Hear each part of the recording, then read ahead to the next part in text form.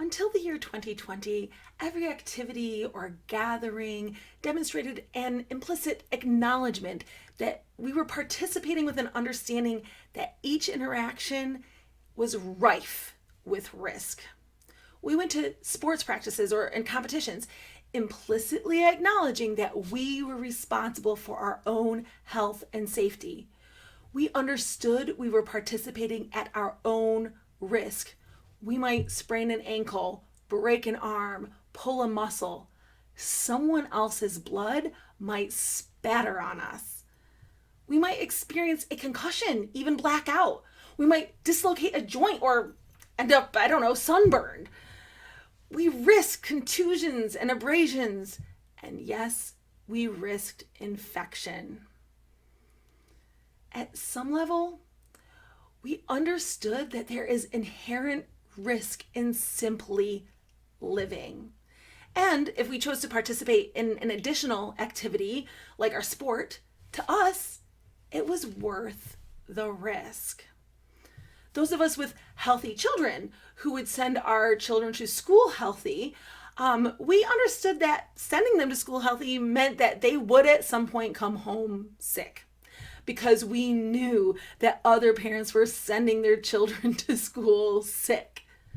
But we sent our children anyway. Their education was worth the risk. Their socialization was worth the risk. Their friendships were worth the risk. Their development was worth the risk. We went into public restrooms and movie theaters and grocery stores and Walmart, knowing that these were places germs resided. I personally, even before 2020, never touched my skin to a single surface in a public restroom or a movie theater, except maybe my elbow, and only when strictly necessary. But if we really needed to go, or we wanted the big screen surround sound experience, or we just had to run into the store for a quick necessity, it was worth the risk. We went to restaurants knowing that not only were perfect strangers sitting in the seat just before we were sitting there, but we were trusting that kitchen practices would prevent food poisoning. But we knew the risks. We knew that a server could spit on our food or in our drink or take a fry off our plate, and that kitchen surfaces might harbor the invisible E. coli. But we went anyway. It was worth the risk. We went to water parks knowing that we or our children could drown if we were not careful or they did not know how to swim. We went to the beach, public pools, out on boats and other watercraft. We knew the risk. We went anyway. And every single day, we drove our cars. Each of us armed with a 2,000-pound weapon that could kill anyone at any time, even unintentionally, if someone lost focus, failed to see another vehicle or a pedestrian, or if we swerved to avoid a trailer coming off a hitch or construction materials falling off a truck bed. To us, the convenience and speed of travel and the fact that we had control over it was worth the risk. And for the most part, we trusted the other drivers, even the seemingly incompetent ones, to not kill us. In many situations, even knowing the risk, we also knew we could minimize our own risk. In the car driving scenario, this might mean paying attention to everything around us, understanding road signs, understanding the features of the vehicle we were driving, and not driving emotionally. But we still had no control over other drivers, their level of awareness, knowledge, or diligence. Yet we still trusted them to not intentionally kill us. I thought this was a universal understanding. I thought we understood this. And I thought that our own health and safety was ultimately our own responsibility, and that we could trust the goodwill of our fellow man. Somehow, in 2020, everything has changed. Ordinary citizens who are afraid of getting sick, who have gotten sick, or who have known people who have gotten sick or died, They want to abdicate their own responsibility, give up their own freedom, and then shame and criminalize those whose behavior they cannot control, those who don't think like they do, and they no longer trust in the goodwill of their fellow man. Instead, they believe that strict guidelines and rules and laws need to be put in place and enforced because there are those who don't understand how dangerous they are simply by their existence. The reality is, even those who obey all the traffic laws are not immune to dying in a collision. And if we are simply a passenger in the car, we might be able to strap on our seatbelt, but we ultimately have no control over how the driver will behave or react to other drivers around them. This realization was not frightening until an entire society was conditioned to be afraid of everyone with whom they came into close proximity. If you want to live in fear, that is your right. But every right comes with a responsibility. So if you want to live in fear, that is your right. But it is also your responsibility. You are free to protect yourself. Don't go to movies or restaurants or stores or sporting events or concerts. Quit your job. Stay home. Stay safe. Or if you are comfortable with implicitly acknowledging a little more risk, buy a lifetime supply of N95 masks and at least 2 face shields. Wear them. Always. It's still not a guarantee you won't get infected, but it might help and it will make you feel like you have some control, and it'll probably reduce your fear, allowing you a moderate amount of freedom. For example, you might not be able to participate in sports, but you could go to an outdoor arena and watch sports. But me, I don't want to live in fear. I want to live in freedom. As I told my own family, I would rather get sick and suffer and die than live in this society of fear. I want abundant life. I want a full and free life. And I'm willing to take responsibility for my own health and safety. I even promise not to cough on anyone, not to sneeze on anyone, and not to lick anyone. I won't even go around licking doorknobs.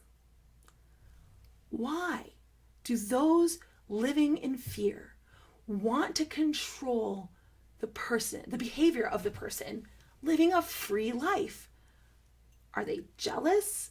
Are they resentful that I can even think about being happy and participating in activities and events that make my life worth living while they are hiding or cowering, afraid to live fully, and people are dying?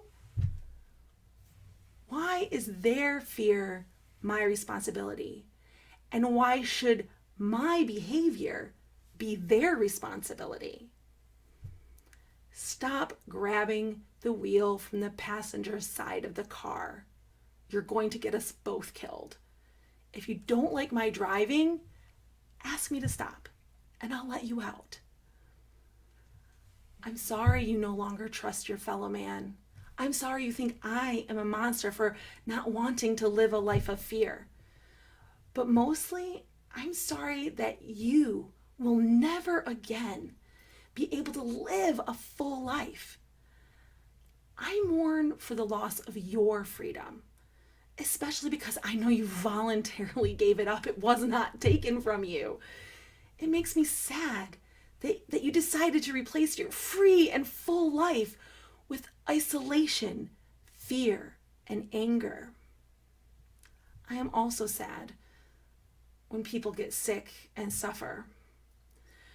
When someone breaks a leg or schedules a surgery, I want to be there to help them out. Do you need a meal? Do you need a ride? Someone to take you to the doctor, pick you up from the hospital? Do you need someone to read with you or simply sit with you and keep you company? Do you need me to donate my sick leave? Pick up your groceries?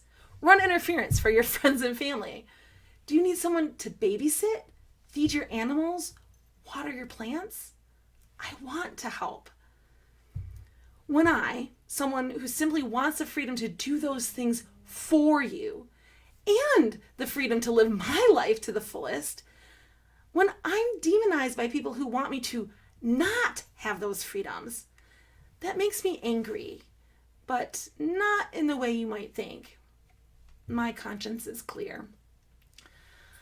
I am angry that you have been deceived, blinded, and manipulated into this life of fear. I want you to see clearly, embrace freedom, and walk in light and life. And I don't know how to help you. And that makes me angry. Because unlike you, I will never try to take your freedom away simply because you disagree with me. And I know I cannot force you to open your eyes and see things the way I see them. Again, that would be antithetical to the principle of freedom. But I do get frustrated and ultimately angry at myself for not being smart enough to find a way to help you.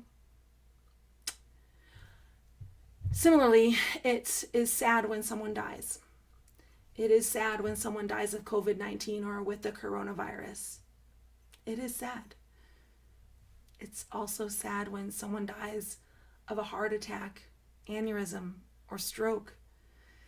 It's sad when someone dies of cancer, multiple sclerosis, or organ failure, sometimes called natural causes.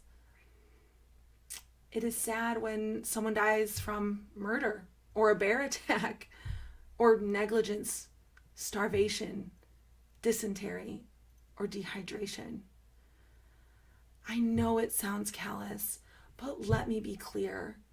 Before 2020, when someone was suffering, we prayed for them. We helped them when and how we could. We comforted them with our presence. We supported them. After someone died, we prayed for the family. We helped them when and how we could. We supported with them. We grieved with them. We just sat with them, comforting them with our presence. Whether someone dies from a protracted illness, sudden mysterious causes, or violent tragedy, it does not make it any less sad. This year we discovered something novel, something new. And yes, it is something new we can die from. And it is sad when that happens. But ultimately, I think it's sadder when our loved ones died alone in hospitals this year. That our elderly in nursing homes have gone weeks or months without a hug from their children, or someone to make sure they weren't being abused. I think it's sadder that when our loved ones did die, we could not gather to celebrate a life well lived or mourn their passing and the emptiness that replaced them in our hearts. And we could not derive comfort from just being with others who loved them. I could rebuke those who live in fear for thinking I'm a horrible person because I want to live a full life, a free life. I could rebuke those who live in fear for thinking I'm a monster. But in the end, if they're not part of the media pushing the fear narrative and stoking the negative emotions, and they're not part of the government taking away my freedom by force, I choose to not rebuke them.